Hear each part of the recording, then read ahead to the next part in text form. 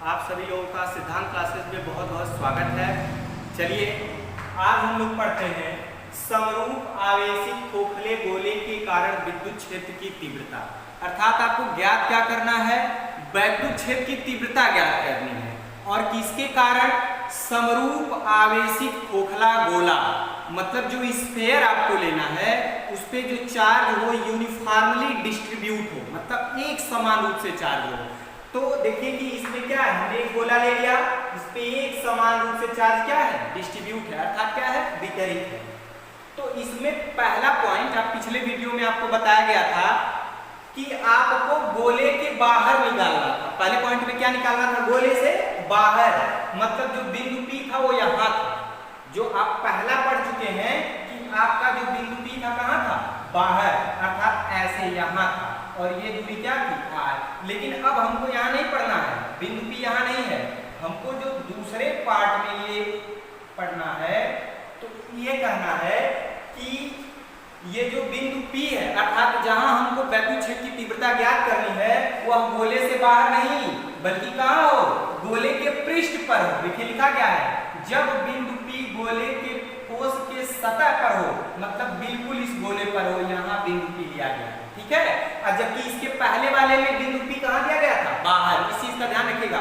देखिए जब आपसे फिजिक्स में क्वेश्चन पूछे जाते हैं तो आपको लगता है कि हाँ सेम तरह से फार्मूला यूज करना है, लेकिन थोड़ा सा आपको मेंटली प्रिपेयर होकर के देखना पड़ेगा कि क्वेश्चन कैसे पूछ रहा है। तो जब किसी खोखले गोले के कारण वैद्युत क्षेत्र की तीव्रता पूछेगा गोले से बाहर किसी बिंदु पर, तो पहला वाला, अगर गोले के सतह पर पूछेगा तब हम इस दूसरे टॉपिक को लेकर के चलेंगे, इसका फार्मूला देखेंगे। तो सारी बातें वही है, बस थोड़ा सा चेंज हुआ है कि बिंदु P बाहर न होकर के गोले के सतह पर है। तो गोला है, एक समान रूप से आवेश वितरित है, इसकी त्रिज्या क्या है गोले की, यहाँ से यहाँ तक r, तो ये भी क्या होगा, r ही होगा। और पहले हम क्या करते हैं कि उसका एक छोटा सा अवयव ले लेते हैं, जो हमारा गोला है उसका एक अवयव ले लेते हैं, ठीक है। तो इसका एक छोटा सा अवयव क्या ले लिए, ds। अगर पूरा सरफेस ये s है, उसका एक अंग, उसका एक अवयव क्या ले लिए, ds। अब देखिए गाउस का नियम आप पढ़ चुके हैं। गाउस के नियम के अनुसार आप पढ़ते हैं कि किसी बंद पृष्ठ से गुजरने वाला कुल विद्युत फ्लक्स, किसी बंद पृष्ठ से गुजरने वाला कुल विद्युत फ्लक्स फाई ई, उस पृष्ठ से परिबद्ध आवेश Q का 1/ε0 गुना होता है। अर्थात क्या होता है, Q/ε0। और अगर हमको वैद्युत क्षेत्र की तीव्रता पता हो और वह उसका कोई एक अवयव पता हो तो क्या लिखते हैं, E/ds। लेकिन जब पूरा पृष्ठ लेते हैं तो ये बंद समाकलन का चिन्ह दिखाते हैं। ये क्या है, पूरे पृष्ठ के लिए, पूरे बंद पृष्ठ के लिए ये बंद समाकलन का चिन्ह दिखाते हैं। तो ये आपको लिख दिया गया।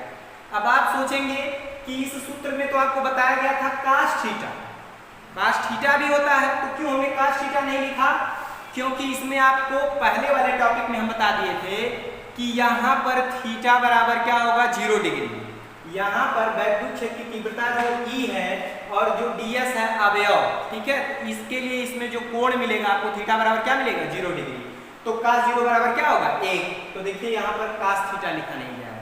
ये पहले वाले टॉपिक में भी वही था कि cos 0 बराबर 1 था, तो cos थीटा नहीं लिखा गया, इसीलिए यहाँ पे cos थीटा लेके नहीं चलेंगे। अब आगे बढ़ते हैं। तो क्या है कि जो हमको कुल गुजरने वाला विद्युत फ्लक्स मिलेगा, अर्थात ये बंद समाकलन E/ds बराबर Q/ε0, यहाँ पे हमने लिख दिया। अब हम क्या करते हैं, E को बाहर कर लेते हैं, वैद्युत क्षेत्र की तीव्रता को बाहर कर लेते हैं और यहाँ पर आपका हो गया बंद समाकलन ds। इसका अभिप्राय क्या है, इसमें क्या आप समझना चाहते हैं, तो ds क्या है, अवयव। अब बंद समाकलन का मतलब सारे अवयवों को जोड़ लीजिए, मतलब उस गोले का संपूर्ण पृष्ठ, गोले का संपूर्ण पृष्ठ क्या होता है, 4πr²। अब एक चीज ध्यान दीजिएगा, त्रिज्या कहां से कहां तक है, यहां से सतह तक, तो त्रिज्या कैपिटल R है, तो यहाँ पर आप कैपिटल R² करेंगे। और जो पहले वाले में पढ़े थे वो त्रिज्या बिंदु से बाहर तक था, तो वहां तक की दूरी स्मॉल r थी, तो 4πr² किए थे। उसमें जो आप ये लिखे थे, ये चीज ध्यान रखिएगा कि 4πr² लिखे थे, लेकिन यहाँ पर जो त्रिज्या है ये कैपिटल R है, गोले के सतह तक, तो क्या रखेंगे, 4πr²। बस यही अंतर है और कुछ अंतर नहीं है, पहले वाले टॉपिक में भी दूसरे वाले टॉपिक में भी। चलिए यहाँ पर आपने समझा कि जो पूरे गोले का संपूर्ण पृष्ठ बनेगा वो 4πr², अर्थात ये इसका इसका वैल्यू क्या हो गया 4 पाई आर स्क्वायर। तो जब हम E बराबर ज्ञात करेंगे तो ये इधर जाकर के भाग हो जाएगा 1/4 pi r square Q by epsilon 0। और वैद्युत क्षेत्र की तीव्रता का मात्रक क्या होता है न्यूटन प्रति कूलम। तो इस वीडियो में आपने समझा कि अगर समरूप आवेशित खोखला गोला है, मतलब यूनिफॉर्मली चार्ज डिस्ट्रीब्यूट है, कोई भी जैसे हमने धनावेशित लिया है, तो उसके सतह पर अगर आपको किसी बिंदु पर वैद्युत क्षेत्र की तीव्रता ज्ञात करनी हो तो उसके लिए फार्मूला क्या आप लिखेंगे E बराबर 1/4 pi r square Q by epsilon 0। ठीक है, तो आप ये वीडियो एक दूसरे से साझा करें, लाइक करें और कमेंट करना न भूलें।